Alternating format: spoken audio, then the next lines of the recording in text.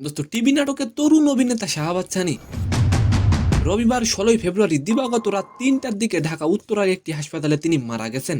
দোস্ত তবে হঠাৎ কি এমন হয়েছিল যে শাহাবাজ সানি মারা গেলেন? সেকেন্ড নিউজটি থাকবে দোস্ত নির্মাতা আদনান আল রাজীবের সঙ্গে মেহজাবিনের প্রেমের গুঞ্জন অনেক বাড়ি রটেছে। দোস্ত তবে এবার পাওয়া গেল নতুন এক খবর, যেটি শুনলে আপনি অবাক হয়ে যাবেন। তো নিউজ দুইটি জানতে অবশ্যই ভিডিওটি সম্পূর্ণ দেখবেন।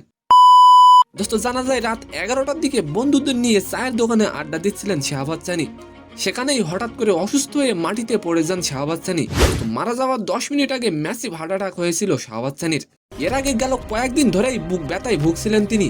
দোস্ত আপনারা কে কে শাহাবাজ সানির নাটক পছন্দ করতেন অবশ্যই কমেন্ট করে যাবেন।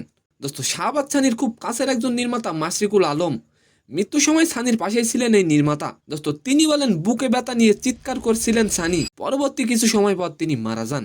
দোস্ত সেকেন্ড নিউজ হলো নির্মাতা আদনান আল রাজীবের সঙ্গে মেহজাবিনের প্রেমের গুঞ্জন অনেক বাড়ি রটেছে। তবে এবার পাওয়া গেল নতুন খবর। দোস্ত মেহজাবিন ও রাজীবের সম্পর্কের আনুষ্ঠানিক ঘোষণা আসছে। আগামী 23শে ফেব্রুয়ারি ঢাকার ওয়াদুরের একটি রিসোর্টে হচ্ছে তাদের গায়ে হলুদ এবং 24শে ফেব্রুয়ারি হবে তাদের বিয়ে। তো সম্মানিত দর্শক, আজকের ভিডিওটি কেমন লাগলো অবশ্যই কমেন্ট বক্সে জানাবেন। আর ভিডিওটি যদি ভালো লাগে অবশ্যই একটি লাইক দিয়ে আমাদের চ্যানেলটিকে সাবস্ক্রাইব করে দিবেন। ধন্যবাদ।